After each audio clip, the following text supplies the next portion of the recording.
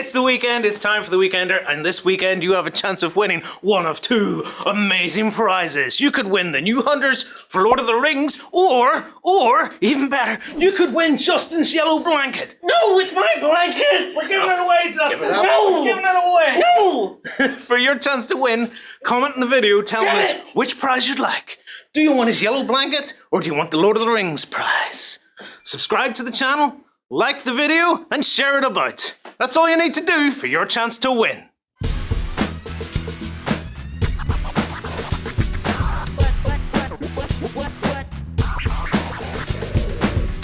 Hey everyone, it's the weekend. Time for another Weekender show here on Tabletop as we talk about all things miniature gaming and on tabletop gaming. I am of course joined by Mr. Jerry. Hola. Mr. Justin. Hello. Mr. Ben, the Flower Pot Man. Hello. And I'm of course Lloyd. It's great to see you all for another weekend's jibber jabber about gaming. Right, let's get the show on the road. First up, what have we got? First up, we've got a shout out about the Bolt Action players. We're still forming Team Ireland for Bolt Action. So basically we have the whole moment of we want you to play Bolt Action for Northern Ireland. Yeah. Or Ireland in general, is it? I believe you've been busy sharing the call out. I've been spreading the love through the Bolt Action Facebook page. Yeah. So hopefully, because I know obviously England have a team. I think they've put theirs together already. Don't know whether or not there's people kicking around from Ireland who were already intending on going. So hopefully we'll get some feedback from that. But if not, I've added the link to the face page so they can find all about it. Yeah. Also, if you're looking for any information on it, come across to beastsofwar.com or on tabletop.com where we have a post up about it and you guys can check it out. He looks as intense as he would be at a proper training camp. Because like I was talking... It's a serious business fighting the war on the table. I don't know. See, I see the pints behind him and it's kind of that typical thing of the Irish night out. Oh, you! I'll fight you! I didn't notice the pints. How can you not notice pints? You're Irish. So, give me your Irish card. If you live on the island of Ireland, Yeah. and you're into your Bolt Action, your World War II action, and you're interested, come on over to Beasts of War or on tabletop.com. The two URLs go to the same place in a minute. Yep. And get onto that page. We'll put a link here Yes. in the description, Yeah, on the notes on YouTube and on the actual website. Just click it. It'll take you to the page you need to be, and then you fill in your info. The World Championship is in May, start of May in Poland, if memory serves. So sooner the better, really, for this one. It's in Poland this year. Perfect. Because I thought, Poland in middle of May, it's going to be quite hot. Yeah. Yes. It's going to be some hot action in the middle of the summer. Right? Yep. While Ben shakes his head, I hope you're ready for the news, Mr. Ben, because I'm going to come over to you. What's first, ready, mate? Yes. Yeah, so the first bit of news is actually for those people that are playing Star Wars Legion. And so we're actually going to see some big vehicles getting thrown into the mix now for this year. So the first of these is the X-34 Landspeeder. So this is for the Rebels, and this is effectively their technical from the the sci-fi world. This is one of the Landspeeders that you would have seen in the film. You know, the one that Ben Kenobi and Luke Skywalker drove around in A New Hope. But it's been sort of tooled up by the Rebels so that you can use it in some warfare as well. So as well as having a gun mounted on the front of it, which looks very deadly indeed, probably for the driver as well as those it's shooting at. There's also room on the back for some very plucky crew members to stand there with their rocket launchers to fire at the enemies as well. So that's the sort of offering for the Rebels. Oh man, these are totally the Rebels I'm looking for. Well, even if they do have a turd Sorrow Sub little X-34 there, that can actually take a passenger as well. Yeah. Yes. So you can have one single standard infantryman as a passenger, which means you can take Luke, stick him in there, barrel it up the field, and then toss a Jedi out. Drive by Jedi. He's just winging it out the side with his saber. Yeah. Or alternatively, just throw him out and then just speed off in the distance and leave him to freak out on everybody around him. And more importantly, not you. No letterbox is safe. No. Not one. A couple of things to say here. So you've got plenty of upgrade slots on this. 5 upgrade slots you can take in this thing. The weapon that's already mounted on it is not overly impressive with only 2 white dice. The armor, also not amazing, white dice. Yeah. But you've got 6 health points, and before you actually take a mechanical piece of damage, you can take 4 points, which I think is quite nice. Also, the surge triggers on both symbols here. So that's quite nice for your attack and your defense. I'd say the real meat of this is going to be in that fan of upgrades that we're seeing right there. Yeah. It's also quick. That's the big thing to very think about quick. this. So it's very good for sort of getting behind the flanks of the enemy and, as you say, dropping somebody off a hero, for example, into a certain area where an objective might be too. So. And the other thing that we're seeing is something for the Imperial side. Yeah. So a this is tank. so- Yeah. Yeah. So this has a name that is far too long for me to bother with, but anyway, I suppose I should. It's the TX-225 GAVW Occupier Combat Assault Tank, because you have to, don't you? So Otherwise this is the known as Imperial Tank. Yeah. Imperial Tank. Yeah, there you go. Yeah, I kind of wish John was here because I remember watching the movie with him and he told me the exact make and model of vehicle that this chassis was based on for the movie. I'm so glad I wasn't there because that would ruin everything for me. Because even when I was watching Rogue One, I was watching it going, is this a hover tank? Can you see tracks on this? I hear tracks on this, but I don't see tracks on It it. does have tracks. They're tracks, Yeah, right? yeah. I Yeah. haven't finished my story. I can see the tracks, but there is a bit in the movie where they throw a bomb Yes. underneath it, and you can clearly see it gliding along on tracks. So it's not actually supposed to be a hover tank. Yeah. Because for a few moments I was like, "What's going on? This is annoying to me. This looks like a hover tank, but it doesn't sound like it." Yeah. I've got to say, this thing looks tough as nails. It's slow as hell, which you can see from the red bar here. Yeah. The weapons with red and black dice, pretty damn good. I can't really read the special rules from this picture, but I'm sure it's probably going to be quite nasty. Special rules for it are mostly can fire all of the guns. Yep. It's hugely slab-sided. Yeah. I mean, it has a footprint where I think the side is double the frontage, and it has less armor there, so your opponent gets impact. So whenever you turn with your big ship of the line there, you're going to get absolutely reamed. So don't turn. You do get a free turn because you are pivoting on your track. So before you move, you get to do a wee spin. Yeah, that's nice. So it works well, and it's cheaper than the ATST, which is the only other armor at the moment for the impressive. this. Hence why I'm so excited to see a tank. Especially when you can do exactly the same paint job on. Well, Technically not a tank. the big thing for me is there is a card that comes with the ATST, Yeah. which is kind of rendered null and void because the ATST can already do what's on that card. I've been waiting for more armor to come out just so you can make use of that little upgrade character, Yeah. and that will allow you to do it. So Let me see if I can make you happy then, Justin. Armored transport! Coming No. closer? No. AFV. Armored fighting- flatback. No, armored fighting vehicle. that's very dull. But it does transport stuff, so that's It does. pretty good. So, Yeah. You can see it there in the picture and everything. Not just kyber crystals. That's it. Ben's got my back. He's got me sorted. Moving on. Yeah. We got Lord of the Rings stuff. Yeah, what's happening here, Ben? What's happening, Ben, is right. Yeah, sure. So this was announced at the end of last week by Fantasy Flight Games, and this is a new Lord of the Rings board game set within the world of Middle-earth, as you might imagine. It's app-assisted, and it's looking to take a lot of different sort of pointers from games like Mansions of Madness, Descent, Imperial Assault, and interestingly, the Fallout board game that came out as well last year. So you're going to be playing as members of a fellowship, not the Fellowship, Yeah. but there are characters like Bilbo and Gimli and stuff in there. And you're going to be heading out into Middle-earth to undertake quests and retrieve lost treasures that were taken from the Shire. Everything is sort of set up to begin with on a really cool world map, as you'll see with those sort of like hex-based stuff that you see in the images and stuff. And that's where you go around and you do most of your questing. But then when you get into some of the bigger fights, you'll actually go down into a combat map where you'll fight against the big creatures like orcs and trolls and stuff like that too. There are meant to be 14 quests included within the main box. And as I say, it's driven by this app. So everything should be different every time you go down to play it, which could be very, very cool indeed. I love the idea of anything more to do with Middle-earth, and hopefully it'll be very interesting to see how this works alongside things like the card game and stuff that are very, very successful. One of the really interesting things about this, what we saw from the preview article, was the way that combat works. So it's entirely diceless, so there's no custom dice in there whatsoever, like you might have imagined with a Fantasy Flight game, and instead it's done by a deck of cards. Now this deck of cards are used to flip over for you to resolve certain actions, and if you get a success on them, then obviously you succeed. But one of the interesting things about this is that you can take some of those cards and put them into your hand to further boost you, but they won't let you succeed in certain checks if you need to flip them over. So you have to have this balancing act between whether or not you want to take the cards into your hand to use them later on, or use them in your deck to consistently succeed at actions. So it's taking something a little bit from Gloomhaven there, which I thought was really interesting.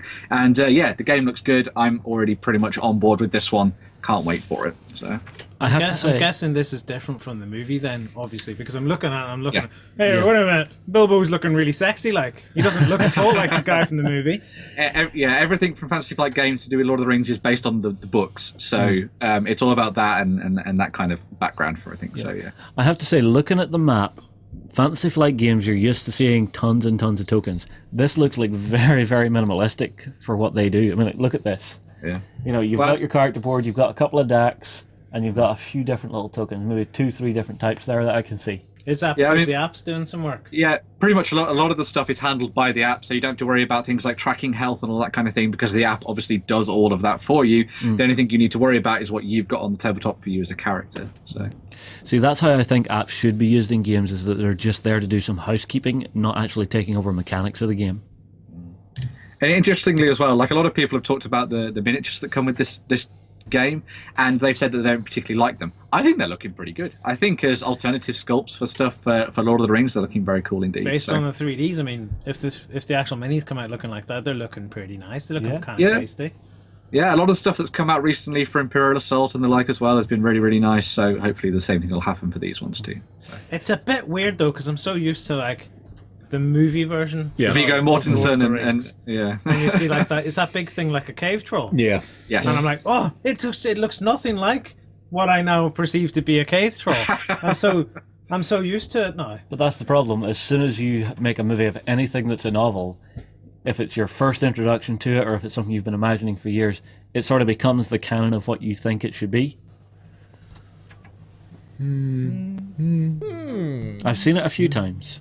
I know it's definitely a thing that happened with a lot of people who go into Harry Potter. Like, a lot of people now just only see Daniel Radcliffe, Emma Watson, and Rupert Grint as those main characters. They don't look to, the books and that kind of version of them anymore either. So, but yeah. That's true. If I seen a wee mini of Harry Potter and it didn't look like him, I'd be like, this is wrong. Yeah. Well, look what happened. Got to have little round glasses and a little thing up here. Well, I suppose the one described in the book would have exactly the same thing. I'm talking complete right there. You are. Yeah. Well, we would choose not to comment on that. One way to look at it Seems is, so happy. look what happened to Highlander recently. Yeah. So the Highlander board game came out, and they got all of the actors to sign off on being used in the game. Yes. There was only one they didn't get, and it was one of the most crucial ones. They didn't get Sean Connery. So if you look at the character card in the game, it's not Sean Connery, and it doesn't feel like Ramirez. That would be a bit jarring, wouldn't it? It You're is. like, yeah, who the hell are you? Yeah. That's kind of how you'd feel. Yeah. Based on your outrageous peacock feathers there, I'm going to say you're Ramirez. Maybe his son, a cousin, perhaps stepbrother. Cousin of Ramirez. I wonder if they had identity theft back then. Oh, no idea. Yes, they did. It's a very real could only problem be for one. immortals. Yeah. Because nobody knew what you looked like back then. They just walk up and they stab you and they take your stuff and they are you. Who's going to say otherwise? Well, they'd first have to wash the red out. You just stabbed me. Well, it depends on where I stabbed you. Where are you? All right, I'm fully dressed. Where are you stabbing me that my clothes aren't getting bloody? Well, maybe you were washing your clothes in the river. Like Okay, so you're a very conscientious murderer. You're going to wait until I'm doing my washing. He just Yes. likes watching you get naked. And that way, you're in the perfect position. You're bent over. I suppose they're hunched down by the river. Scrub, scrub, Can't scrub. see me coming up behind you. Yeah. I'm ready to stick you. Roughly from Your behind. clothes are already like you've dropped your clothes because you're shocked and you've stood up. Yeah. So your clothes are now drifting away down the stream, which is a problem because I need to catch them. But there'll be no blood on them. True, and I suppose during medieval times, if I'm doing my washing, I'm not going to be wearing armor, so I've got no protection. Good time to kill Exactly. someone. Yeah, and nobody knows what you look like in the next village because you're a country bumpkin who's just traveling I'm around. not a bumpkin. I don't know why I'd want to take your identity though. Day 4. Let's go back to the minis though, because we have another Yes. set of. Yeah, so you've got the heroes. Yes, we've got the heroes, which all look cool. Yep, and you've got the villains. The funny thing is, I don't notice the difference so much on the heroes. I think it may be because of the big beasties and the likes So of the I- orcs. Are you saying orcs, all the elves look alike? orcs? That's see- racist. What are they called in Lord of the Rings again? Orcs or orcs? Uruk. Orcs and Urukai. Oh, yeah, Urukai. There we But the go. Urukai are still technically orcs. So. The main thing about it actually is that they're taking a lot of stuff from some of the side characters that were introduced as part of the card game that aren't actually part of the lore in any way, but they've been sort of dreamt up by the designers. So I think we're going to have some characters from the card game being brought in as well, which would be really cool because I love all those characters. So Cool. Next up in the news, gents, we are going to take a look at. There's new mats coming out from GameMat.Eu, and it's more of that drive towards. There's more and more mats coming out that are 6x3. Yes. So we're looking at 3 feet deep by 6 feet wide, which is great because these ones are grass mats, and I immediately lined up and went, oh, I'm gonna play some sag on Gonna that play some right sag there, on those. which is gonna be good. Let's see. Yes. Yeah, So- there you go, Lloyd. There's Other two games new mats apparently in this exist. set. So there's the one from the Highlands, which Yeah. is the one you see at the top. And there's also the one below it, which is called the one from Sand, which is Sands of Time, which is sort of based for those that want to go and take out, do some desert warfare. Yeah. And then there was also the one that was introduced, I think it was last year, which is the one for the medieval town too. So Which is cool, but they're basically just the 6x4s with like a foot A foot stripped 6 off inches them. or Oh, something yeah. off either side. Pretty So much. not that excitingly new from that point of view. But if you're into games like Saga and stuff that were Saga and Star Wars. Star Wars, Well, Yeah. how many times have you came to a game where it's meant to be played on that sort of odd size of a mat, and you've had to use a 6x4 and just said, right, the first 6 inches on either side, we're just ignoring it. yeah. So it's handy to have options because we have one out there from Gale Force 9 at the minute. Yep. Which you laid out some. Star Some Wars. people come in to play X-wing. Yes. In the visitor centres during the week there. So you just quickly rolled that out and you're happy as Larry. It's, Which it's- is cool because it's double-sided as well. It's why I love the neoprene mats these days, because instead of having to get like green blanket, brown blanket, yellow blanket, whatever, you can actually get epic backdrops for your games. Don't sleep under yellow blankets. Why, Terry? Why you do this? the interesting thing actually about the 6x3 ones I thought was pretty good is that a lot of skirmish games have come out nowadays that are 3x3. That's Yeah. their kind of like dimensions for playing. And so if you wanted to, you could have this one split down the middle and have 2 people playing on either side of it and stuff, which I think is really good. So they can double up and they're great for clubs too, which I thought was really cool. Or if you had the right scenario, you could play 3 foot by 6 foot, each person starting on the 3 foot and meeting in the middle. Yeah, that could be really cool. A lot of games are doing that kind of like thinner battle line thing, so things get to the action quicker. So Well, it makes sense. I think probably Lion Ramped or something doesn't play in a particularly wide, deep and wide. I don't Yeah, I know which way I'm Saga going. works for. Yeah, well, this type. basically 3 foot this way. So as you like Ben says, you don't spend too many turns just walking towards each other. You Yeah, can get stuck in there. Yeah. Wish bash bosh. Get stuck right into it, which is great. But coming back to this yellow blanket, Justin. Yes. Right. What's this Why do I yellow open my blanket? mouth? On the show, why do I Originally open my white mouth? when you bought it. Is this something we can give away as a prize? I was watching I an wouldn't. episode. No, I was actually Too stiff thinking to that pull if, that. I was watching an episode of Would I Lie to You? oh god, I saw this. Yeah. Yes, and Ronan Keaton, they'd given away his duvet to this lady 20 years ago. And she still had it. And it was all signed and stuff, and it was up in the attic. Maybe we could give away your duvet. look, what I was I mean, we looking have at. the prize in the show, but maybe we should replace the prize with your duvet. That would be Right. good. If you want Justin's duvet, drop it in the comments below, let us know, and then you Why? can tell us, was it originally white or is it actually yellow? What? Have I gone off on this? No, A little no, bit. I'm I there. think giving away Justin's duvet is I exciting. am alone. I am confused. I am afraid. Please send help. Man, feel the love. If a load of people shout out, Lloyd, yeah, no. we want Justin's duvet. No. You'd be Or like, I must be loved. Yeah, maybe we leave it up to the winner. When the winner is picked, they get to choose whether they get This is it. the yellow blanket from Justin, Yes. or whether they get the Lord of the Rings minis. Yes, there you go. Do you know the worst bit? I actually own a yellow blanket. It's I'm sure fleecy you and do. fluffy and warm and Well, get cozy, and ready no one to is getting say my blanket. Get ready to say goodbye. No one is getting my Because blanket. if I won the thing, I'd be definitely, I want the yellow blanket. No one is getting my I blanket. can't buy Justin's yellow blanket anyway. Yeah. But I could buy this Lord of the Rings stuff. But I cannot buy the yellow blanket. You're not getting my yellow blanket. God damn it. Why did I mention my yellow blanket? It's mine. It's fluffy. I want the yellow blanket right now. Oh god, we've Gone said on yellow Linus so many times. from Peanuts. Anyway, right, so we're going to take a quick break. We're jumping out of the news. We're going to go in for an interview with Core Space. Justin, you were in this interview. Yeah, I'm going to boot you two out of here, and I'm going to bring Sam in just so I can have the interview without you talking about my yellow blanket. Yeah. We'll be right back. Hello everyone and welcome. I'm Sam from OnTableTop, I'm Justin from OnTableTop. and we're joined by Colin from Battle Systems. How you doing, mate? Hi there. Very good. Thank you very much. Now, of course, Core Space, we absolutely love the game here. I know you've played a lot of it in the past. Yeah, well, I got some games in with Colin when he was coming across while the baby was still, pre-Kickstarter, but it has grown up into a Yeah. full-fledged game since then, so I think the best thing to do is actually just start getting some info from Colin about the game itself for anyone who hasn't actually seen it before. So, Colin, that's always got to be the first question. Say I'm that person who's been living under a rock. I've never heard of Core Space before. What can you tell me about the game? Okay, well, first of all, it's sci-fi. I love sci-fi. So it's a sci-fi miniatures game, a tabletop game. And it's set 1,500 years in the future, okay, in our galaxy. And it's actually set in the Perseus arm of our galaxy. As you may be aware, there's a big black hole at the center of our galaxy. And in the game, that's been making some very worrying noises. And from there, there is a species, an alien species that is attacking the galaxy called the Purge. Okay, and they just basically want to break down everything in their path to biomass. Your phone, everything else, the planets, the lot. What, even my cheeseburger? Cheeseburger especially, because I haven't experienced that where they are. Oh, so, my Burger King.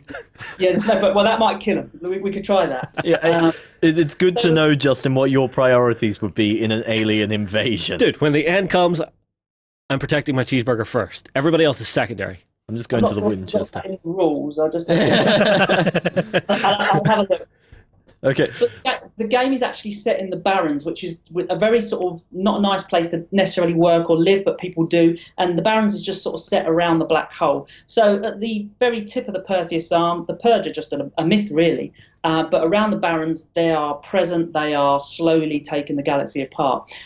You play some traders, okay, and your job is to work there because it's risky, but the rewards are really good. So you're a team of traders. You've got your own ship. Your ship's falling apart around you, as it always is, and you need to kind of survive in that harsh environment, salvage, grab stuff, fight off the Purge, and all the things that you want to do, just so you can eat your next cheeseburger. Well, it's space cheeseburger, but still a cheeseburger. So we know what you're looting when it comes to outer space exploration. Dude, I want a cheeseburger loot in this game. Well, their battle systems make some really good terrain stuff. Maybe they can provide a cheeseburger. So how does the game itself play out when you're on the table? Sorry, go on. Yeah. So basically, what it is, you can play it 1 to 6 player. You can play it solo. You can play it player versus player. You can play it co-op.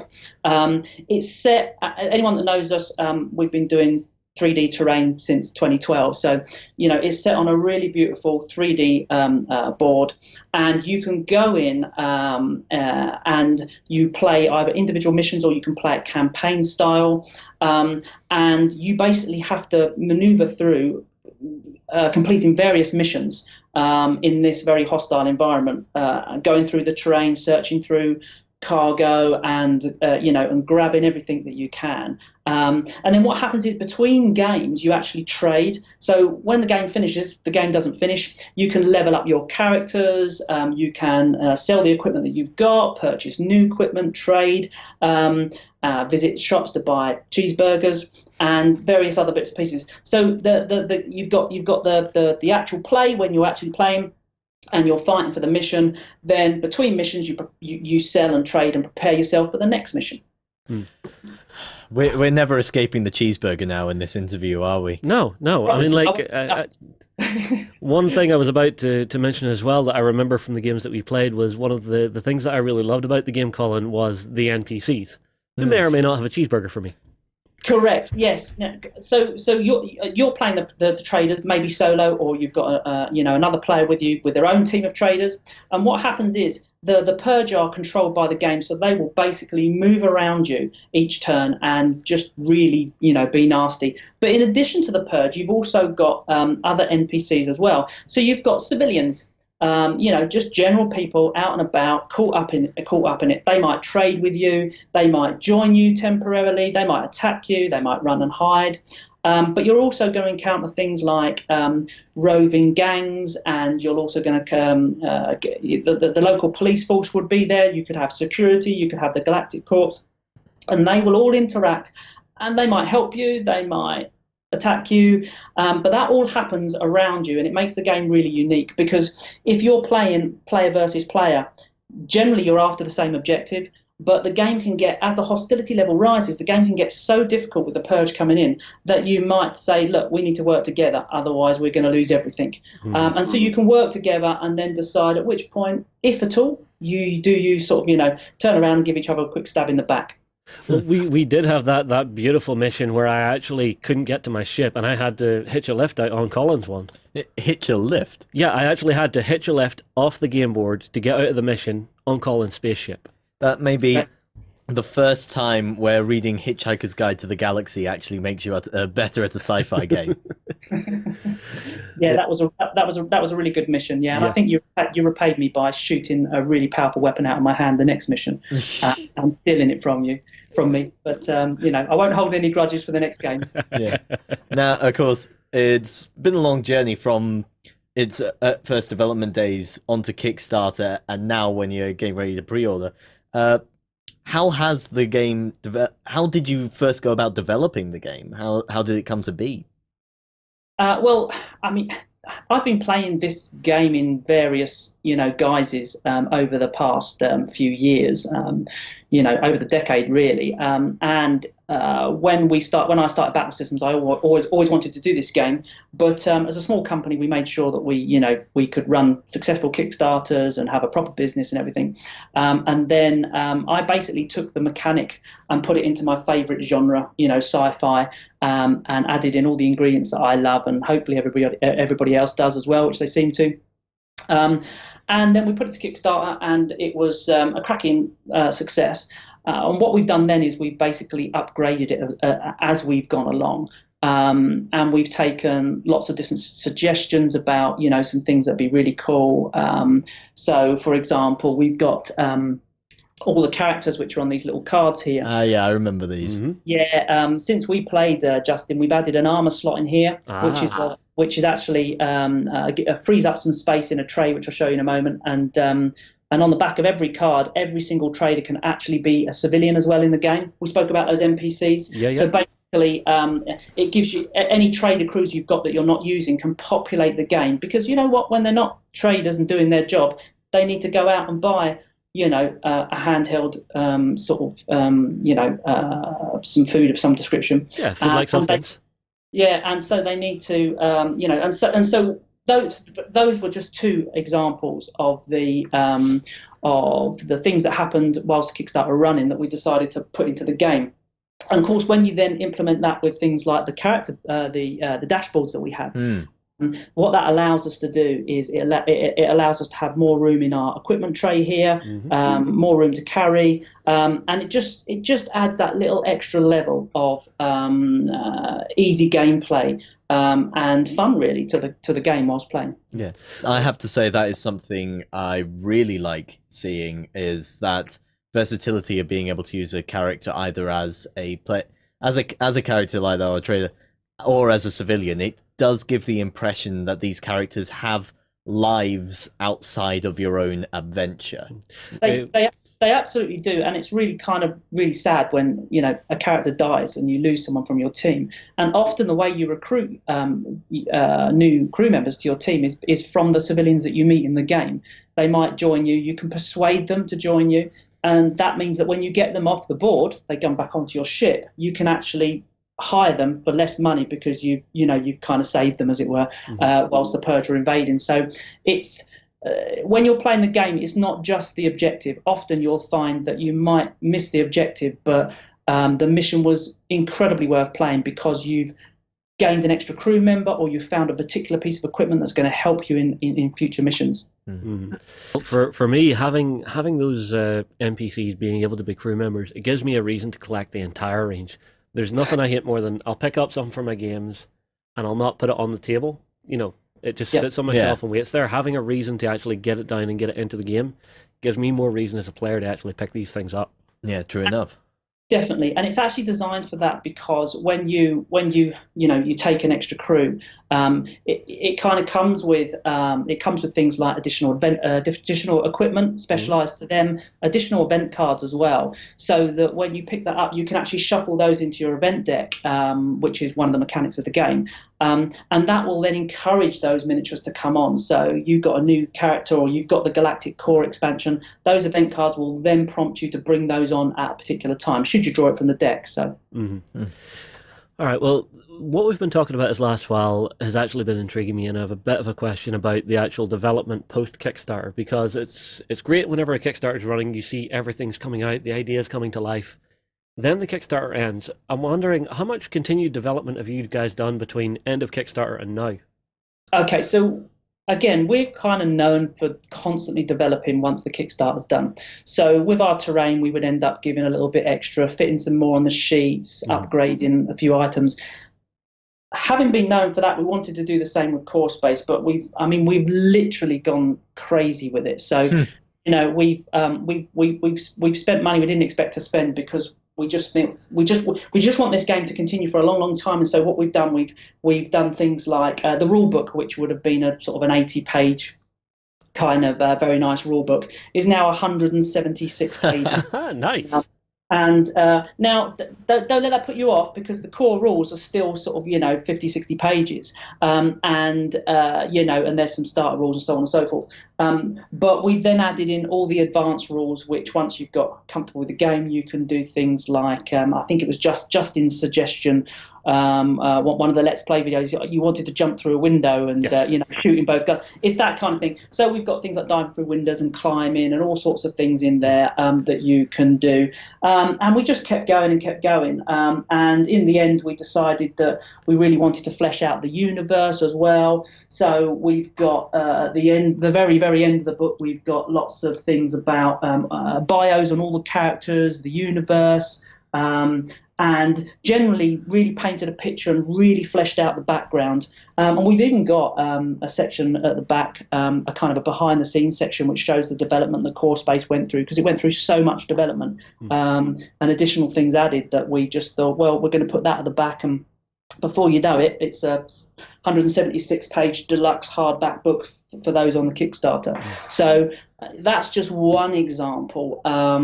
Another great example, I mean, I showed you things like the armor slot and, you know, upgrading the cards and the civilian side and all sorts of things. Those were things that we didn't agree on the Kickstarter, but we're just like, we must find a way to get this in because it's going to support the game further down the line. One thing that I really wanted to do, though, was to make sure that when the game comes straight out the box, regardless of whether you're going to paint the miniatures, is to make sure the game is visually very easy to follow, and not taxing in any way, shape or form. So very, very recently, we decided to push and upgrade the miniature colours as well, because originally we were going for this classic kind of, you know, grey, which we still are for the traders. But what we've done, we've upgraded our plastics so that we've got, I don't know how clear that's going to be. So we've got all the Purge characters are in kind of like a really nice tan colour, sort of battle droids, sort of Star Wars battle droids sort of tan colour, which is how it's depicted on all the art. And we've also upgraded the civilians as well, so that you can instantly tell them apart. So we've got them in this really nice blue colour. So that was a really, really big upgrade for us, because it affects everything from the moulds to the costings and cleaning of the tools and everything. But it was just something that I thought was a really good investment, because we've upgraded literally everything else in the box, and it was the one thing I was like, we've got to get some fresh colours in there. So we've literally not stopped upgrading, even when we put things inside the boxes. The box is inside the box. We put art on just to make sure that every part of the game is as deluxe as it can possibly be. We've got flat pack dividers that go into the box, so that once you've opened it and set everything up, it all fits back into the box, all the little terrain pieces and everything, so you can still keep it on your shelf but have it like ready to play as quick as possible. We've upgraded the plastic clips that hold it together, and you know, that was we commissioned an entirely new factory to specially make those, so that we can upgrade that for Core Space and the rest of our terrain as well. So we've got this constant kind of what's the best it can possibly be on Core Space, and I'm just absolutely stoked at how nice the game is now. The miniatures are beautiful. Very cool, very, very cool. Yeah, it's great to see just the attention to detail and the thought you're putting into each aspect of this game. Yeah. Now, it is currently up for pre-order. When do you plan for it to go on general release? Okay, so we're hoping it's going to be on general release for purchase. You can pre-order it from now, obviously, but we're hoping it's going to be on general release around about March time, which means that if you did miss the Kickstarter, you can jump in. Of course, if you did miss the Kickstarter, you can jump in now and get a really good deal on Core Space, where we give you a few extra freebies and stuff, and it'll be delivered in March. You won't get that, in the retail, as it were.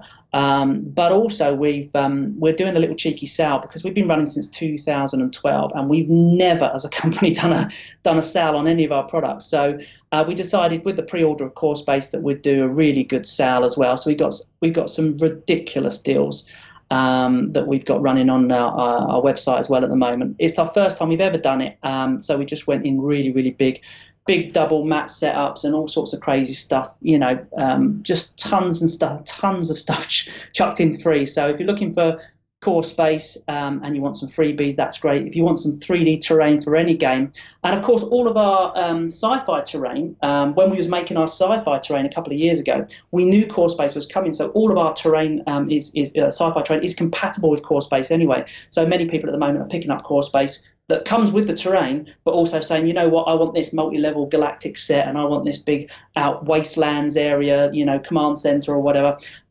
It's just a great time to pick that up now. Didn't John recently do a project with the? He was working on a big project. I'm not sure if we've seen it online just yet, but I remember he went for like a 6x4 tables worth of this stuff. Oh, blimey! Yeah. This stuff does look fantastic when it's like that on the table. So, with it now on its way, what comes next? What is next for Core Space? Well, again, a lot of the developments we did behind the scenes of Core Space, especially with the what we wanted to do was make sure that Core Space was kind of future-proofed, and so we did a lot of rule tweaking to make sure that it wasn't just a game that regardless of how great the game is, it wasn't a game you just put on your shelf and get out every now and again. You play it in its entirety and then you put it back. We wanted to say, well, hang on a minute. We want to expand the universe. We're setting this Perseus arm here. We've got 5 known alien races, but we've got the rest of the galaxy to explore. So we really want Core Space to kind of evolve. So as far as the game is concerned, we've kind of future-proofed it so that we can add additional characters. And in fact, there's a whole section in the book that allows you to develop your own characters for the game and actually, bring in characters from anywhere you want, your own miniatures, and actually, make them into trader crews. But we're also going to be doing a lot of supported play as well around, the retail shops as well, to get people involved on online campaigns and just constantly supporting the game so that it can slowly evolve over the coming months and years to be, something that can really be, a huge universe of characters and play that you can just really get involved with. All right, I have one final question for you, Colin, and it's something that I always like to get the info on for everybody out there, which is, if people are wanting to come along and actually meet up with the guys from Battle Systems, which events do you think you guys are going to be turning up to this year? Okay, so we're definitely going to be at the UK Games Expo. We've been there for the last 7 or 8 years, I can't remember. It's an amazing family show, so we'll be at the UK Expo this year for definite, and we're planning to be at Essen as well, of course. So there's 2 whopping shows that are worth going to just because they're amazing. We'll be there. We'll have Core Space demo in there, so you can come along, try it out. If you like it, you can pick it up. Awesome. So Core Space and Essen. Core Space in Essen. Oh, sorry. UK Games Expo. UK Games Expo in Essen. Yeah. Sorry, I'm thinking about cheeseburgers. Yeah. Got it. This is what we get for filming interviews before lunch. Never again. Look at me. I'm wasting away here. Okay, well, in that case, I think we're going to call it there. Colin, thank you very much for coming on the show and telling us more about Core Space. Thanks very much, Chiz. Yeah, if you want to find out more about Core Space, please leave some questions in the comments below. Yeah, we're going to have to see if we can get Core Space on again. Yeah, although I do have a very quick question for everybody out there. Which part of Core Space, which part of a sci-fi universe would you love to see the guys at Battle Systems explore next? That could work very well. In the meantime, we're going to carry on here, and we'll see you in the next one. Hi guys, I'm Colin from Battle Systems. You're watching The Weekender at beastsofwar.com. You definitely deserve a burger for that, Justin. Dude, Your cheeseburger, sir. I can't get away from that. Cheeseburger. I bet you your yellow blanket is covered in cheeseburger stains. Grease, cheeseburger has to be greasy. Sitting there, alone at night, on the sofa, watching TV with your big greasy burger, dripping, Just, hitting the blanket. just a little bit of bacon in there. Say goodbye to it. Nice bit of streaky bacon. Say goodbye to it. Nobody's not Won't going be to want yours it. on Monday. Anyway, moving on with the news. Right. Before we get carried away with Justin's blanket. Ben, what's up next, mate? So the next little bit of board gaming news. There was an announcement this week that there's a company called X2 Games who are working on not an app-assisted or an app-based game, but an Alexa-assisted board game. Now, this is called Saint Noir, and it's set in this fictional town where there has been a murder. And you are playing, or 1 to 6 players are playing as the investigators who are trying to figure out who the murderer is and stop them before they can kill again. So Alexa will play as all of the characters. It will build the world. It will tell you where you're going, and it will tell you whether or not your clues are correct or not. And their premise is that every time you sit down to play this game, it's going to be slightly different because Alexa will take different cues from what you're doing, where you've been and who you've talked to and what questions you've asked it. There's not too much more about the game just yet, but it sounds like a very interesting concept. And with Alexa and a whole bunch of other stuff happening right now in terms of like the technology world when it comes to board games, it'll be really interesting to see whether or not this concept is then taken up in other ways as well, like going down the fantasy route and doing a big sort of like choose your own adventure style thing. That could be very cool. I know that Alexa kind of does that thing already, but it'd be very cool to see it expanded into being actually used with a physical product at the same time. That's very good. When Alexa's not running this is the creepy AI that laughs at people, isn't it? Yeah, and you can have it sing to you. And is plotting to take over the world, but just hasn't told us yet. Well, if you ask Alexa if she works for the CIA, she shuts down. I kid you not. I have seen videos. However, this is something myself and John talked about ages ago, because you remember whenever... we talked about Alexa taking over the world. Not quite. It was about Alexa running games, and what we were talking about was converting old text RPGs that you would have seen way back when video games first came out. Go North, Attack Dragon, that kind of thing. Like in Big, the ultimate one. Yeah. What Like they Strong did... Bad, you cannot go ye, Dennis. That's the sort of stuff. One of Like, the what cool... was it in Big? He was trying to throw... What was he trying? He was trying to kill the ice monster or something before when he was a kid, and then he became big. Yeah. And then when he was big, he just went, do this. Yeah. And it killed it.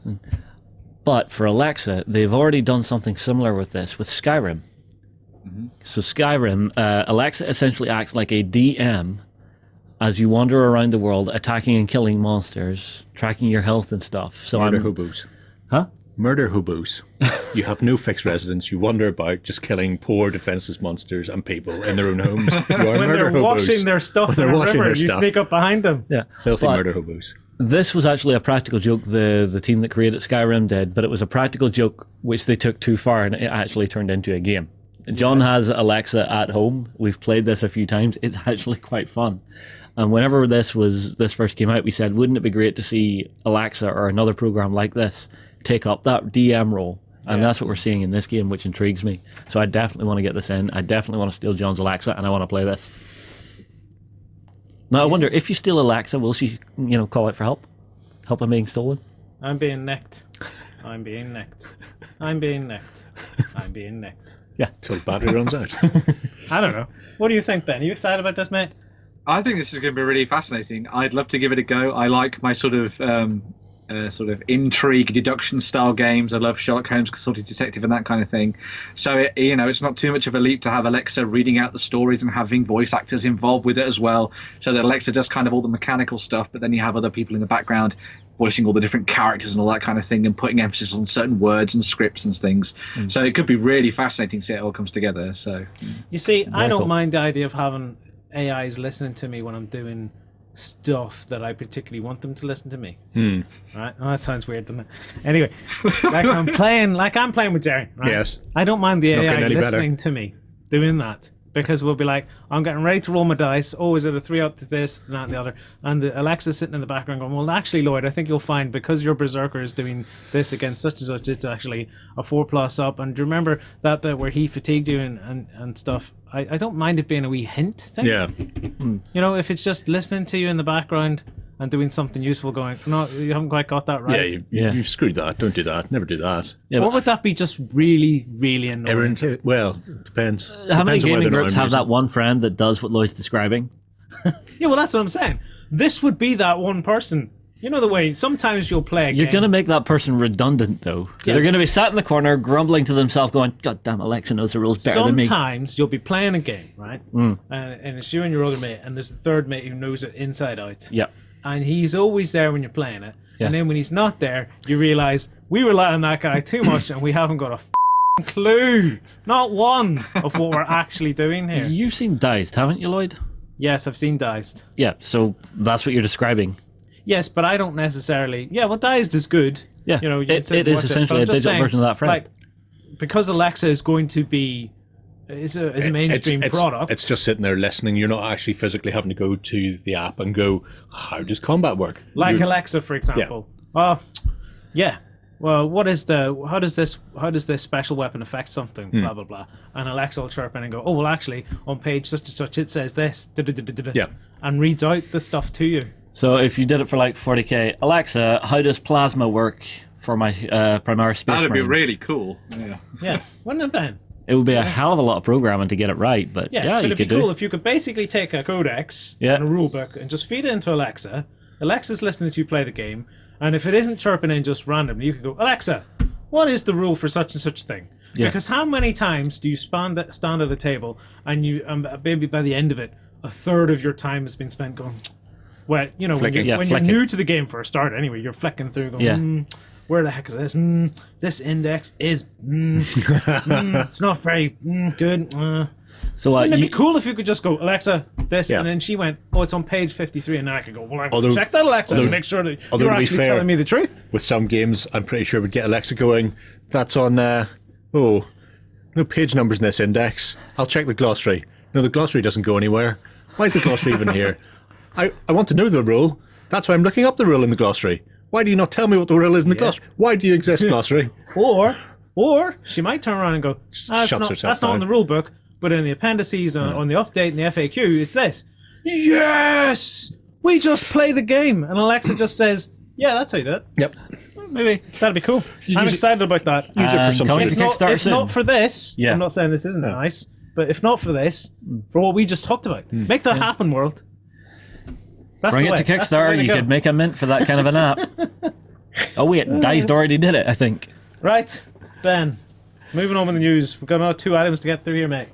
Yeah, sure. So the next piece is another bit of board game news. Now, Restoration Games have worked on some awesome projects in the past. They worked on bringing back Fireball Island, which looks hilariously fun. They're also working on Return to Dark Tower. So if you remember that electronic board game that was out, back in the annals of the past, with an advert that was read by Orson Welles, which is pretty awesome. He was actually in it as well. It was very cool. But also, they're now working on a new game called Conspiracy, and they're bringing it back with the version called Conspiracy: The Solomon Gambit, named after the original creator of the game. Now, in Conspiracy, you're going to be playing as competing agencies who are trying to get a briefcase moved across the world to their particular base of operations so that you can win the game. They're doing a couple of tweaks here in the new version of the game as well, just to make it a little bit more modern. So in the new version, each of the different political agencies, or spy agencies, I suppose they would be, will have their own power that will allow them to move the briefcase without having to spend money. And also there's going to be an alternative winning condition of the game as well, where you can try and stall the game out, and if you've given enough money to Dr. Solomon, you could also win by that way as well. The main sort of premise of the game and how it works is that what you'll be doing is you'll be bidding each turn to get certain agents on the board to move the briefcase around. And so there's a real sort of back and forth between how much money you give to the agents to try and move the briefcase around and how much you give to Dr. Solomon to try and win if the game stalls out at the end as well. It sounds very cool. The artwork's looking very nice for it. Restoration Games did a really good job on Fireball Island, so I have no doubt that they're going to be doing an amazing job on Conspiracy as well. It should be coming out later this year, which would be very good. It does sound interesting. I mean, have you played Courier Wars yet? Courier Wars? I have not Yes. played Courier Wars. You know, where the one faction is the post office, and the Yeah. other faction is DHL, Right. right? And you pay them to move a briefcase around with their special delivery agents. Oh my god. It does sound a bit like couriers moving stuff around, Ben, doesn't it? Ben, It is, but it's also Ben. spies that you're paying off. That's the cool thing. But I could just do- call the next guy who whether comes to me with a package from DHL. I'd be like, "Thank you very much, Mr. Spy." Could I not? You And could he do would be exactly that. essentially doing the same job of moving a package, because you even described it as there's loads of people moving this briefcase around, and then you have to pay them to move the briefcase around. I was like, it does sound like a lot like deliveries. The next Suddenly time you're you've signing made for a spice. package, next time you're signing for a package from a courier, just after you've got the little palm thing in your hand and you put your signature and you're handing it back to him, just go to the courier. Guess what you're an accessory to now?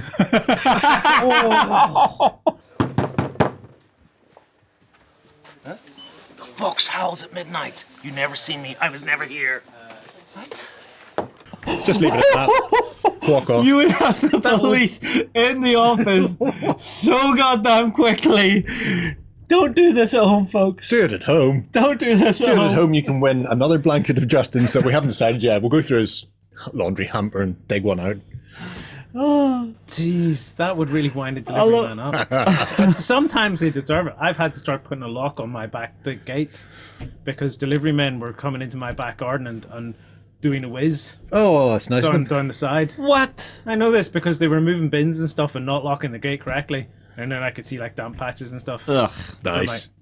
There's Are something. you sure that's not just like local drunks? Well, it's maybe I'm fingering the wrong people, and it's not the delivery men. Let's be honest. Who's most likely to take a random piss up a wall? Delivery man. I originally thought it was builders of some description, and I That's thought a fair it point. must be builders. Fair but point. maybe it is just drunk people. Anyway, long story short, put a lock on your gate if you don't want that to happen. Yeah. Back to what we're actually supposed to be talking about. You still excited about this game? Yes, yeah, I'm looking forward to it. Even though you've made me think that it's just Amazon, but yeah. That's the name of the game. Amazon. Amazon Wars. Ta-da! And I'm actually looking forward to seeing a bit more of it because I do like these games where I'm not actually, as much as I'm having a little bit of fun there, I do like games where you're actually doing things where you're not specifically trying to kill each other all the time. It feels like a nice multiplayer type of war. Pass the parcel. It's- sounds pretty cool. It's very Man from U.N.C.L.E. or Mission Impossible. You know, Or original Avengers. that. Well, no. Yeah, it sounds more Man from Uncle to me. Man from U.N.C.L.E. Proper one, not that terrible remake with terrible Superman. If you have played this Terrible game, Lone Ranger. the original, drop some comments in and tell us what it is actually like. Because obviously, It was like early Ben 70s, says, so- a revamp of a game Yeah. that I've never seen. It's from back in 1973, so it's Yeah, quite there an you go, old so one. Tauros. The original, It's so. older than me. I feel young, or do I feel old? Off to Fleabay. I don't know. But if you have played it, drop some comments in below.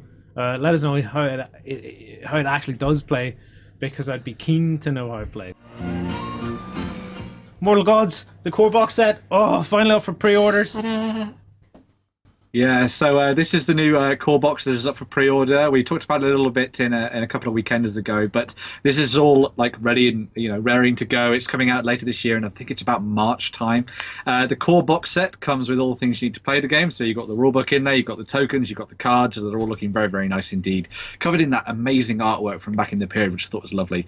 But also, inside the box, you get effectively enough models from Victrix in plastic, which is always core for a box set, I think, to make either two 250-point warbands or one big 500-point warband. So depending on whether or not you want to go this alone or get into it with a friend, you've got some really cool options there as well. When it comes to your actual Lokagos, I don't know how you say that. I don't know whether or not that's Greek or not, but it sounds very cool to me anyway. You can actually pick up some of the metal ones as well. So if you want to get those from the Footsore website, they've got them on there as well. But you can either take on the role of the Athenians or the Spartans, and I'm sure there's more stuff coming in the future as well. And play out some games set during ancient Greece. So yeah. Now, I'm excited for this. We've been seeing lots of this on Facebook. Andy's very proactive on Facebook and letting people see previews and games they've been playing. I was actually having a wee chit chat with him on Facebook about 4 or 5 nights ago, right? And I actually complimented him at the time. I said, you know what? Every time you show this game off, the gaming tables and stuff you're using are just flipping insane looking. They're just awesome details. And it's really cool. I didn't expect it to be a Victrix plastic set. Yeah. Now, it's Warbanner and Victrix working together, obviously. What Andy's done with War Banner is they've pulled together Victrix for their plastics. Yeah. Steve Sala, who had already done a range of Greeks, those are being sold on the War Banner website as well, so they're already out and about.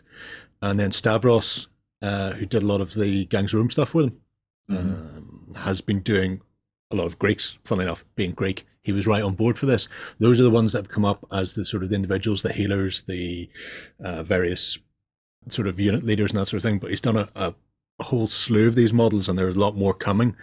They were available as pre-order in resin based off the Masters last year. I think most of those have sold out now. They are, yeah. They're going to come back as metal. And Andy was toying with keeping resin as an option because some people do prefer resin. It's one of those things. So there are choices there. But essentially, they're going to be, you can use any Greek models you can lay your hands on, but he's sort of spread wide to get a cheap buy-in for the box set so that people aren't having to worry about buying a load of lead and resin miniatures. And Vitrix is pretty much the go-to for that. Warlord mix quite well, the ones they got from Wargames Factory, I think. And then obviously you've got the various metal and resin models as well. So there's a minimum of 3 different companies sort of all under the umbrella of War Banner for this game, just on the web store at the moment, just so variety is there. So people who don't like plastic because it's not as good as metal can go ahead and have terrible plastics. And people who like the gaming material of Champions can get a really unique, lovely metal warband. So basically, you only like miniatures if you can basically knock your opponent out with it if you lose. No, I like miniatures where, I can see proper undercuts. That's just me. That too. That's an uppercut. But shit. Him as well. Yeah, it's this way. But yeah, so but it's nice to have the option. it's nice to right? it's always nice to have the options. And the game, it's kind of Test of Honor-ish. Yeah, it's Ish. been It built on that started original being system. quite Yeah. close to Test of Honor, and then after the initial sort of playtesting, it's diverted more and more away. So you have things like, if you have a look at the picture of the what you get set, essentially. Yeah. So Test of Honor had those round Sabot bases with 3 miniatures could slot into them. These have got triangular versions so that you can tessellate them back and forward, so you can actually have the Greeks lining up into proper walls or phalanxes. So you have that more close, compact, tight-knit formation that they would have fought in, which you wouldn't get with round bases. But they're keeping the round bases for Siloi and skirmishers and that sort of thing. Did they ever reveal what the this always gets me, cavalry He was still... would look like, because he was on Facebook going, well, what shape do you want the bases yeah. to be? I Did they think ever it's reveal it? they haven't revealed it yet, because I think he's still trying to decide. I have a sneaking suspicion it may end up being on rounds or the pill-shaped ones. There's sort of... Oh, the oval? Yeah. Oval or pill, right? Because yeah. the pill's the one with straight edges. straight edges and then round to the And end. the oval's like that. And the oval's all the way. Now, I suggested to him to do do the pill. Yeah. Right? Because if you look at if you look at the side of one of those triangular bases, Yes. just imagine it sort of straight off to one side. It does mean you'd be fit to rank your cavalry up. The pill and that together would look like a matching set. Yeah. So that was my suggestion. I don't know if that's what he's going to go with. Who knows? They're still playtesting sort of ongoing, although it's in the final stages at the moment. But the fact that they're going to be horsey units too is cool. Nay. They get run off the board very quickly. Horses in this period are just like faster moving skirmishers. Doesn't the Vitrix range have mounted? Yeah. They have loads of mounted. Oh yeah. For this whole Greek period bed, don't they? But they have loads of plastic kits for a whole range of stuff for the Greeks, definitely. So. But yeah, the cavalry in this period aren't like knights. Cavalry would sort of run up and chuck sticks and then run away, because if they run into a full phalanx of hoplites, they'll just evaporate. It's good. Yeah, it's cool. If they're at UK Games Expo and saluting stuff this year, I believe they are. It'd be really cool to go over on a wee chit chat and see how it plays. I know I was talking to them at UK Games Expo last year. They were very fun to actually go and interview. They were very open about what they were doing. Showing off all their ranges and stuff, but this is the key thing that they've been working on, that I think most people are like, whoa, this is really interesting, see how this is going to go. And it's certainly very different from their first foray into miniatures gaming, which was Gangs of Rome, which was just about small skirmish groups. Whereas this is, for want of a better word, proper war game, although no. But yeah. The other thing is good execution on it. It's Yeah. not been rushed to market, as far as I can see, because we've been seeing stuff about this coming out on Facebook for At least a year. at least a year. Ben is right, and every time I'm looking at it going, oh, when's this going to be out? When's it going to be out? Now is coming out. Like, do we know when the pre-orders are going to ship? If the ticket pre-orders now, Pre-orders now shipping in March, but he hasn't given a definite date in March yet, so it gives them a bit of flexibility in case they get overwhelmed, because gangs exploded far beyond what they thought, and this looks like it may do the same thing. There's certainly the buy-in on face page already is massive, so it could be early March, or if they get swamped with orders, it may be later on in the month. But yeah, March anyway. I'm excited. Time for some Paddy's Day. Sober up, play some Greeks. Paddy's Day. That'd be awesome. Now, if it arrives before St. Paddy's Day, you can play it while drunk, which can That always too. be fun. Nah, because you fall over on your spiky bits. And for mine, that'll put your eye out. Yeah. Could kill you. If Jerry come in like the next day and what's that stuck to your chest there? Was a phalanx? Yeah. Oh, put your phalanx away. I don't want to see What, did you fail your charge roll? Say nothing. it.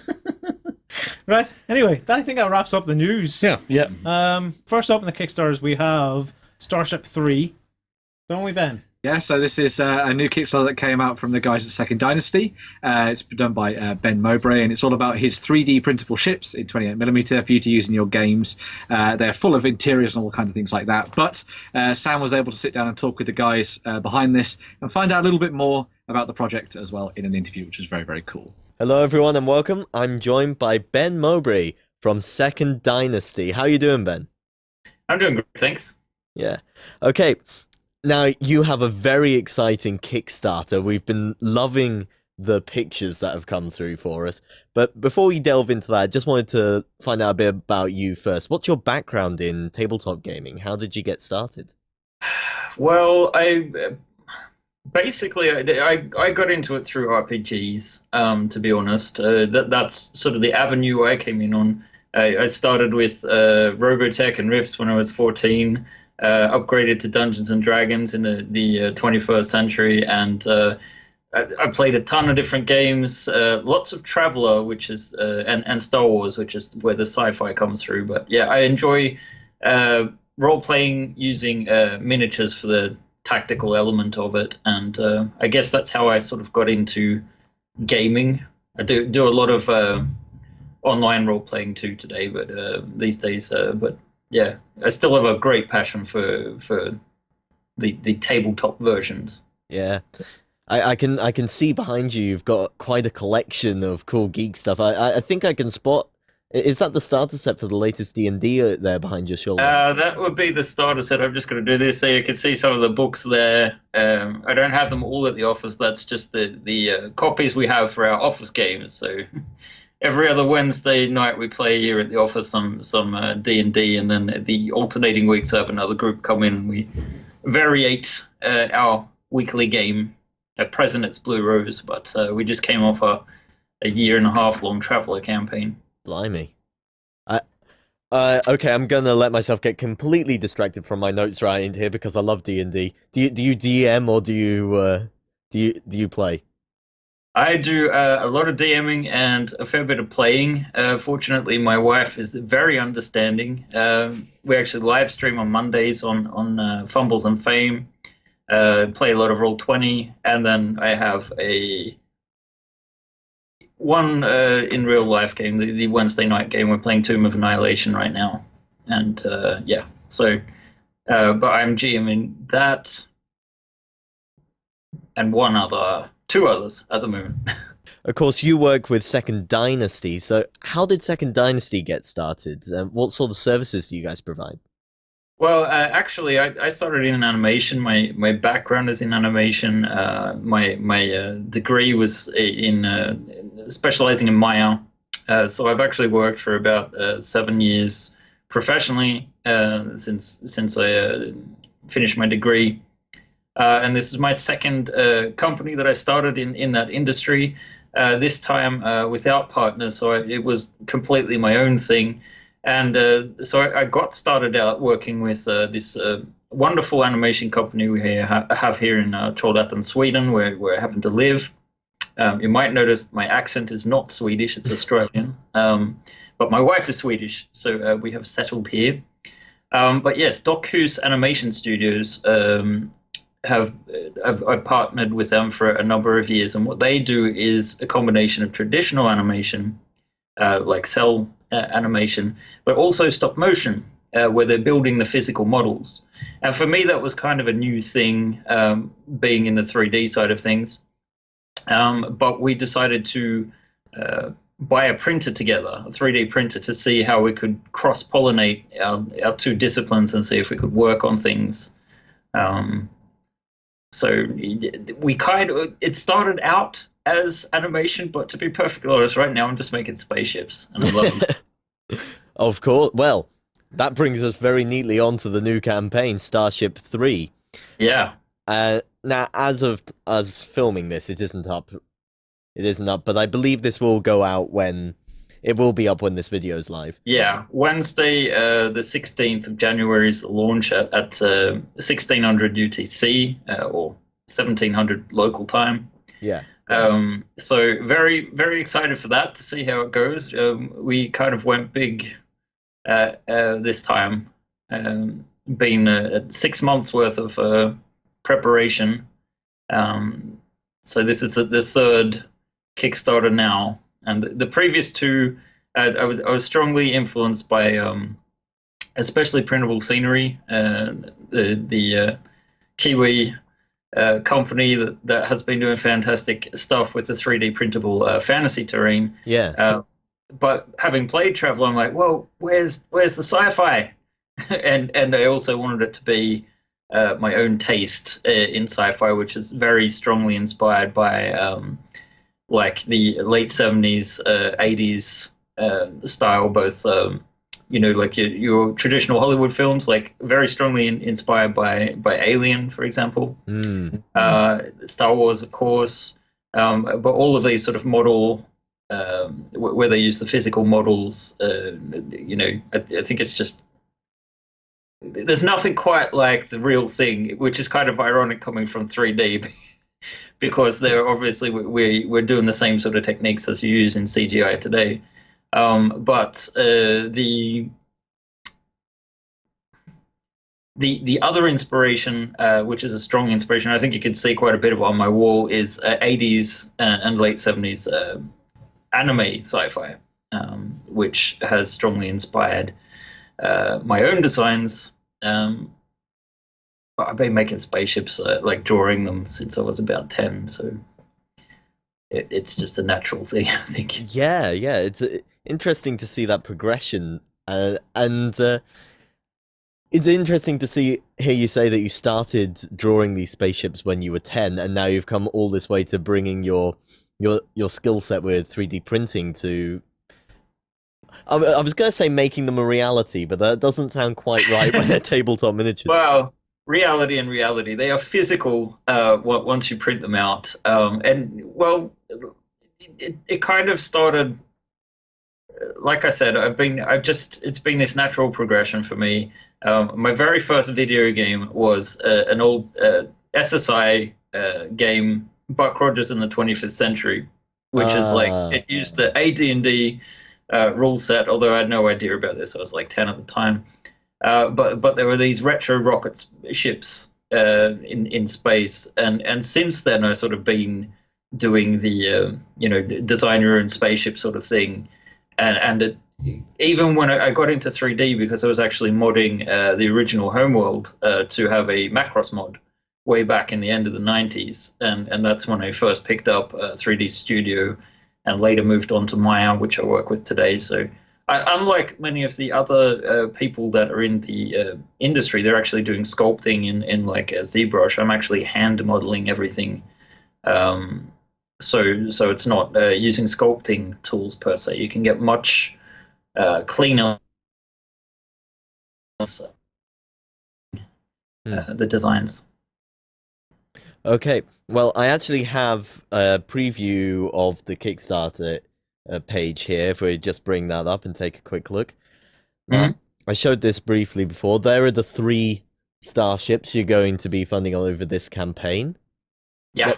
Very, very characterful. As you said, they definitely show off the that sort of 70s and 80s style of sci-fi ship. So what are your plans with this Kickstarter? What are you hoping to do? I guess this is a proof of concept. Like the last two I did, the first one I wanted to prove to, I did it just as a hobby, and it's like, well, okay, often in animation, at least in Sweden, where we don't have continual work, you sort of have these down periods. So you could be working on a feature-length film for, a year and a half, and then you've got 6 months of dead time. And it just happened to be one of these periods. Actually, it was during full production, now that I think about it. But I had it on the back burner for a while, like, let's test this out and see if there's an interest. And the first Kickstarter sort of proves that there was an interest, because I got a lot more funding through than what I was expecting. I wasn't even really expecting to recuperate the amount of time I put into things. And then the second one was sort of like, well, could I potentially do this for a living? So this third one, I've sort of decided to go all out, invested obviously a little bit more time and money than what people might otherwise do, but just to see how big the interest is and how viable it is to continue making spaceships. So it is a gamble. I have no idea how, maybe now on Saturday, people can look and say, okay, well, this went well, or they could say like, oh, no interest here. But no matter what, it's a passion project anyway. So I mean, you can see one of the ships here in the background. I bought it up from the cellar where we have our enormous set. It's like 3 by 2 meters. Mickey from Doc, who's molded all of the actual set, which we dressed it up with. It's all proper lighting. It's not 3D renders. The models are quite physical. Let's see if I can bring one in front of the camera here. Got your scout ship here. Oh, wow. Sorry, not scout ship. This is a shuttle. Yeah. That is a hefty miniature right there. It is. It's actually a little bit heavier than what you'd otherwise have, because the actual plastic is fairly solid. Obviously, or at least for those familiar with 3D printers, you can sort of set the thickness of the walls and whatnot. I'm not saying it's not a challenge to print, but I've printed these on consumer printers as well. So most people, even with like an Ender 3, which is probably the best starter 3D printer at the minute, could print out the parts for, I think, all of the ships. So yeah, and yeah, that's really impressive. And I was just reading over part of the Kickstarter there. It says that they all come complete with open lock compatible modular interiors. Now that's really exciting, getting to explore the interior of the ship. Can you tell me a bit more about that, please? Yeah, like OpenLock, obviously from Printable Scenery, it's sort of like an open source clip system. There are a variety of others which are easily compatible with just I think with a converter clip, you can get like a Dragon Byte, you can get a ton of different clip systems. Anyway, I should probably demonstrate. I don't know how easy it will be to do, or how well you hear me from back here, but because you saw how heavy it looked with the scout ship, with the shuttle. Sorry, this is the scout ship. We're having a bit of a Blue Peter moment. Here's some we prepared earlier. Yeah, wow, she is very heavy. Blimey, that thing was so big it didn't even fit entirely on the screen. No, well, it's I believe 73 centimeters in length. So I'm just going to take some turrets off, and then you can sort of see that the cockpit lifts off. It is a little bit detailed on the inside, but there you can see I've got the lighting system in there from the still. Nothing's integrated at present. These are just prototypes, but I'm very happy with the way they've turned out. Yeah. And so then you can just lift off the top. Oh, yes. And then I shall try to...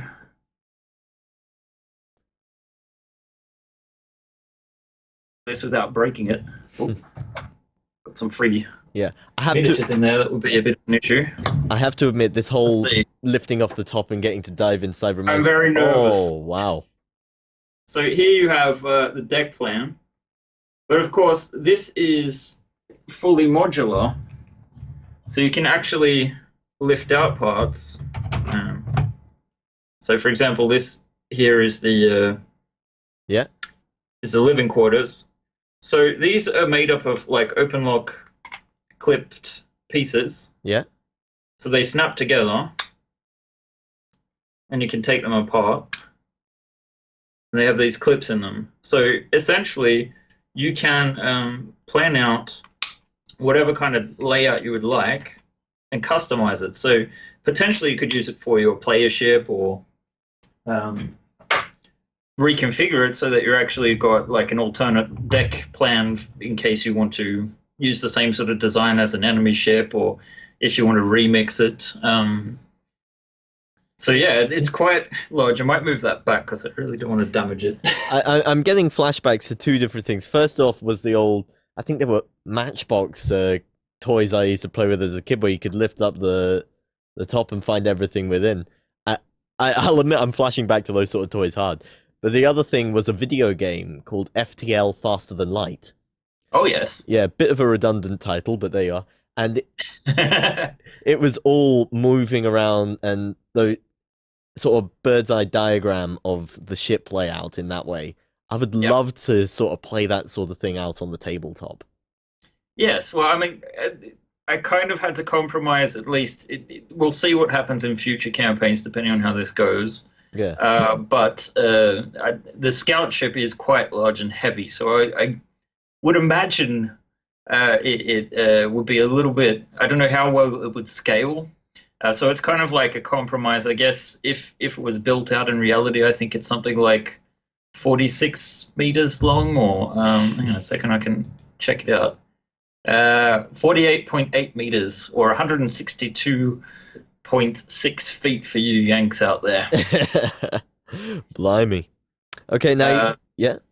Yeah, no, go on. Well, there are 3 ships currently listed. As we saw, the transport ship, the space shuttle, and the scout ship. Do you have plans for any more past that? Any other vehicles you hope to bring in through stretch goals?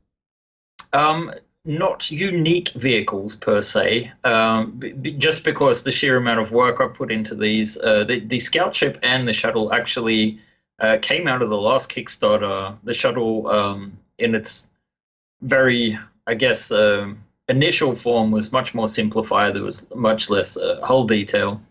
And the scout ship was the final stretch goal.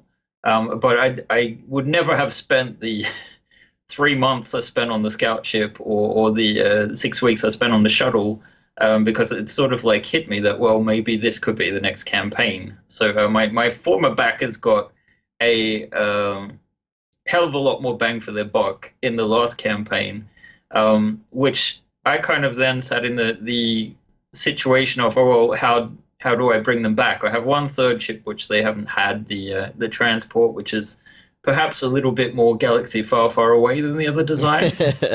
Just a bit. Intentionally. I mean, all of my designs come from a place of nostalgia. They're still very, very much my aesthetic and like design aesthetic, but they're designed to remind people of the things that make them happy as far as sci-fi is concerned.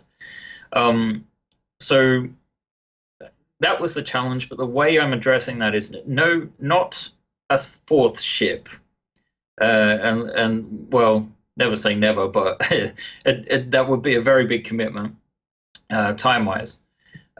However, the idea is the ships themselves, they're modular. I can't actually show it completely because we're building this setup.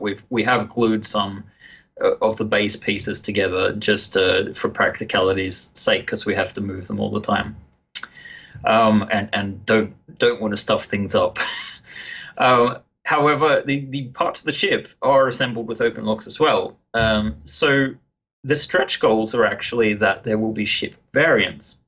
So, for example, the scout ship behind me, I have designed a gunship version which has additional turrets and replaces the sensor suite at the front. There is a cargo version where the cargo hold is longer, a second story, for example. The different variants of the shuttle. So there's a version that's armed. I've got a version where it has wings instead of the sort of old school huge big thrusters. Some people aren't really into that. I've even got a sort of Star Trek runabout sort of alternative with some warp nacelles in the works. So the idea is the further we get in the campaign, the more ship variants you get. So essentially, instead of 3 ships, you're getting, I think I've designed up to about 15 in total, you could say. Fantastic. Yeah, it's certainly getting a lot for you. Certainly getting a lot in the Kickstarter there. Okay. Yeah. Now, all of these are designed for home printing or printing services. Yeah. Do you think that making files available like that is going to be the future for miniatures gaming? I think it's in the future of miniatures gaming for sure, because miniatures are getting more expensive. It's just, great. Like I myself have pledged for a ton of Kickstarters. I think you can see a few of them on the shelves over there with Nemesis and like Zombicide and whatnot, which have these great miniatures that I use in D&D, for example, or the wonderful Bones Kickstarters from Reaper. But there's not a ton of terrain, and the terrain obviously costs a lot more plastic-wise. So in the long run, it is actually right now far cheaper to get your own printer and print out the actual terrain. And the whole concept of, lock-based terrain, I think, increases the usability, not quite to the same point as of Lego, but it's the same sort of concept. So the main issue with printing it out is the reusability. And when you can sort of tackle that, it has a home in tabletop for sure, no doubt. Yeah. And both are growing markets. I mean, only speaking of the tabletop role-playing side of things, which I'm more familiar with, that's going through a new renaissance at the moment, as I'm sure we're all aware of, growing 25% each year in the last couple of years. And the same is true of 3D printing. So although I don't believe in the adage that, in the future every house will have its own 3D printer, because they are a little bit fussy, to say the least, it kind of becomes a part of the hobby. And,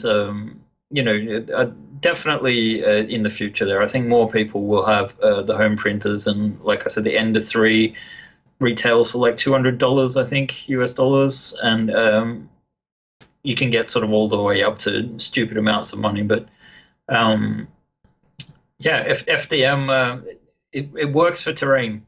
It can even work for miniatures, but terrain especially, I think is its strongest suit. Okay. Now, before we start wrapping things up, I do have one very important question. Yes. And that is, if you could make any classic spaceship or sci-fi vehicle, what one would it be? Okay, that is a tough one. So many to choose from, but if I have to go back to the thing that probably influenced me most when I was most impressionable, I'd have to go back to the 1984 anime film Macross, Do You Remember Love? Which is more known probably in the West for Macross being the first part of Robotech. However, they did in Japan make a feature-length version of it, and the quality of animation in that is just phenomenal. So either in a reasonable scale, it would have to be a VF1 S Super Valkyrie, or if scale was not an issue, I'd actually do the Armored One carrier, which is that's a 450 meter ship, so maybe a bit too ambitious. But I just absolutely love those designs, and it's strongly influenced me. Yeah. I've got to say my own personal one would go back even further. I'd have to go to the Thunderbirds. Ah, I'd have to go for the funnily Thunderbirds. enough, I have not quite the same thing, but throwing around the ideas of what would be in a Kickstarter for. One of them would definitely be a vertical ship. So more like a traditional rocket. Think maybe more 50s style, but think of the Rocinante from the Expanse. Perfect. Okay. Yes. Now, before I let you go, would you like to give away something for the viewers? Yeah, go on. We can do that. Excellent. How about covering a pledge level? Yeah, we can do that. Perfect.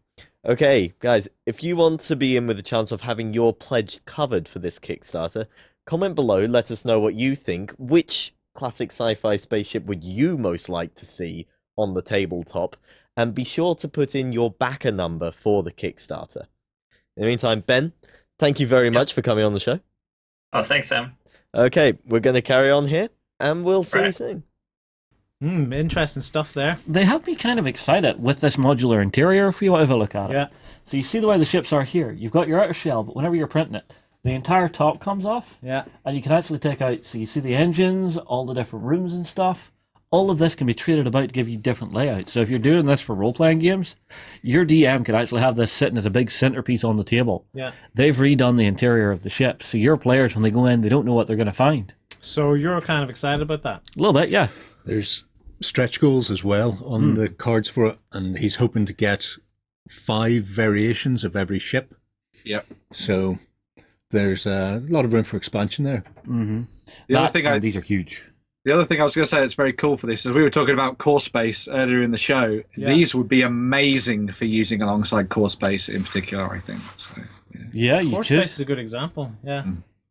Well, especially because I was going to say you could just have the ships, parked up and then use them for different scenarios later as well. Because one of the big things about core space is that whole sort of interior fighting thing on space stations and the like, and down on planets. But you could just do all of your interior fighting on a spaceship, which would be very cool. So yeah, but if you had these laid out alongside the battle systems terrain as just like a hidden part that you could start going in and explore, like a that'd heist, be very cool. Yeah, would be very, very cool.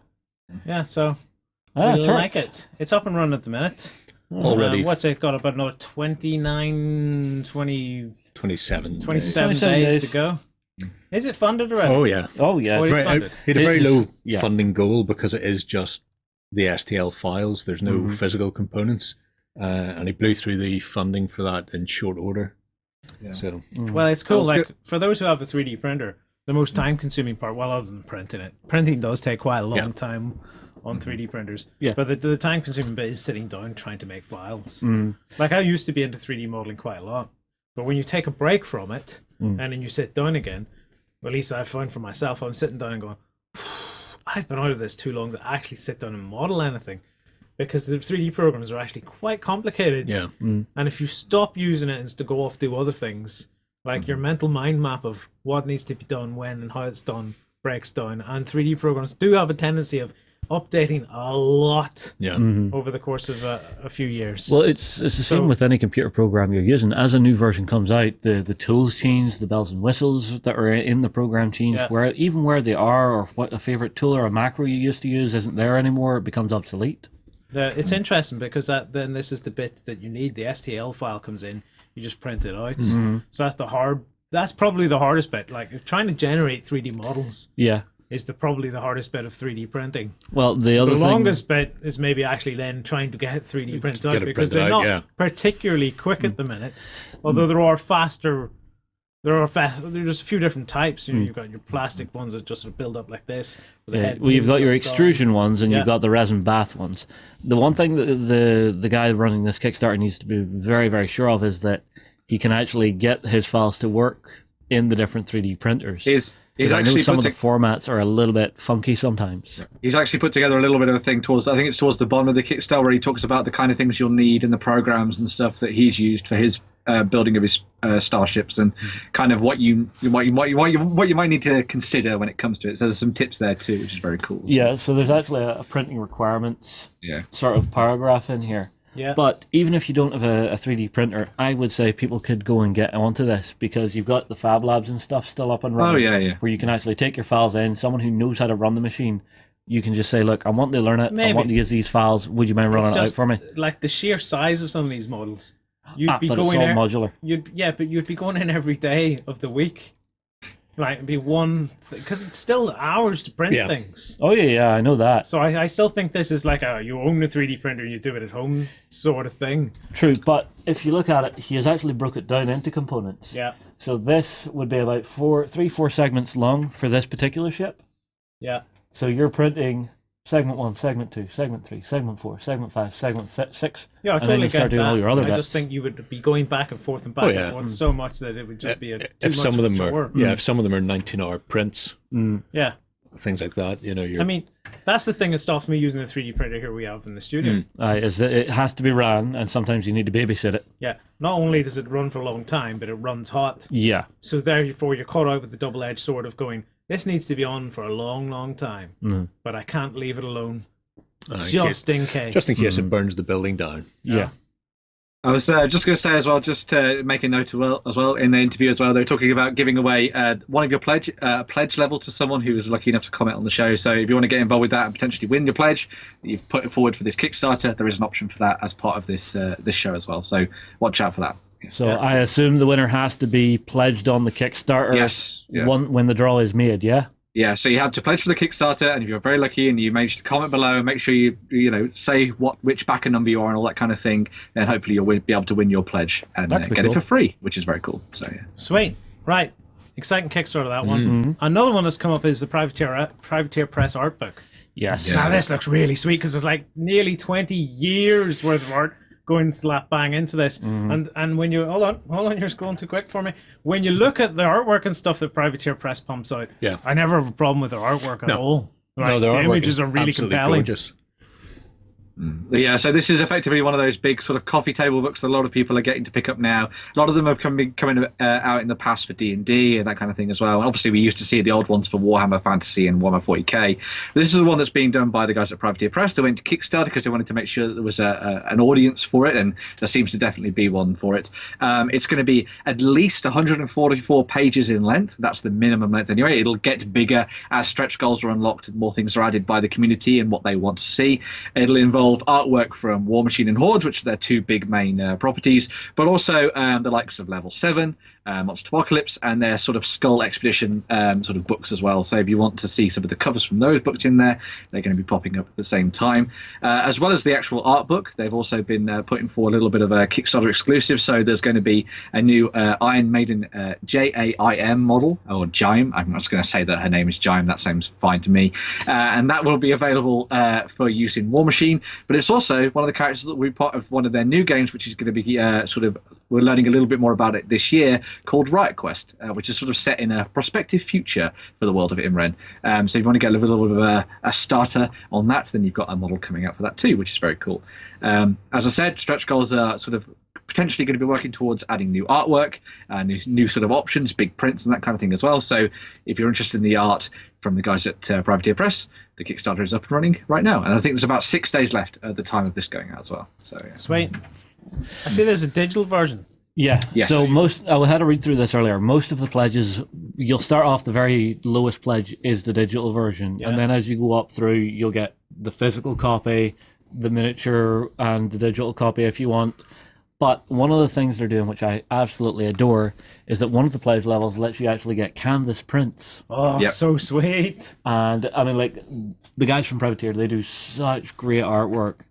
I wish I had an option where I could get, like, just all the canvas prints. That is a pledge I would want, just to hang all through my apartment.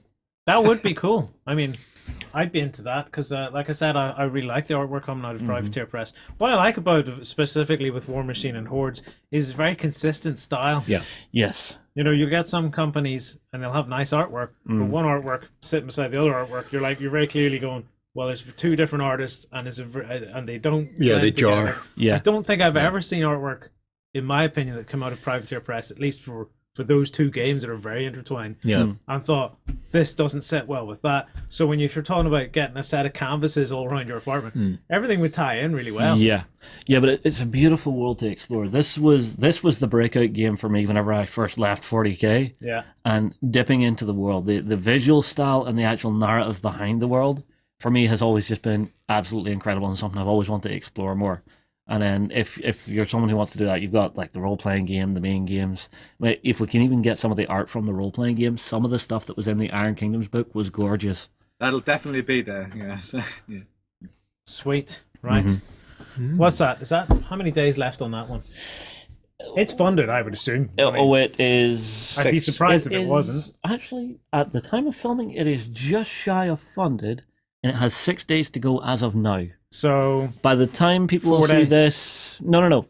I've done the math. 6 days. You've done the math. I do numbers, but they're just shy of it. So by the time everybody is watching this, it should be over that finish line. And I mean, like at the time of filming, they've got 777 backers. Yeah. So like the fruit machine, and Yeah, that's cool. This, seeing that, I'm so tempted now. Why do people make shiny I stuff? know, isn't it tempting? I mean, I gotta admit, right? I do like an art book. You know, we've had like Infinity's art books. Oh, another one to sit on the shelf. You've got the. I don't know how often I would look through them. They're the always Angel handy to have. Heraldez one. Yeah. I mean, there's some gorgeous stuff in that. Just if you want to look at it, don't even worry about techniques. Just look at the pretty pictures. I don't know how often I'd look through them, but they are such nice collector items. Mm-hmm. You know, you whip it out once in a while, Yeah. have a look at it. Brilliant. Yeah. Good times. Good times. Who doesn't like pretty pictures? Good times. Right, to wrap up this show, we have picked a winner for last week. Yes. Right. If You want to tell them how they find out? QVC voice. Go ahead. Okay. Justin. If you want to find out if you're the winner from last week's show, come across to beastsofwar.com or OnTabletop.com. Click the More button, and in there you will see Claim a Prize. Scroll down to the bottom of that page, and you will see our Prize Claim Center, where you can find out if you won some of the Goblin prizes from last week. Or to make it simple for you, we're going to put a link in the description. And you click it, and you can go, is my name there? Yes! Is my And I'm name redundant. there? No! And then we can organise getting you your prize. Jammy Yes. dance. To be in with a chance of winning, to remind you, you need to like this video. Yes. You need to subscribe to our channel. Yes. You need to comment below as to which prize you would like. Yes. Do you want the miniatures? Or do you want Justin's yellow blanket? Please say the miniatures. This is how you do it. Tell us in the comments below. Blanket or miniatures. And sub and share and like the video. Not my blanket. And until next week, have fun. Come and join us on the Backstage show tomorrow. If you're a Backstager, I'm sure we'll have more blankets to talk about. Red blankets, blue blankets, all sorts of blankets. We will see you then. Go ahead and check out our other content on screen now, and be sure to check out beastsofwar.com for the latest gaming news and gaming Let's Plays. And while you're at it, why not hit subscribe and remember to ding our dong. Go on, you know you want to click it. Go on.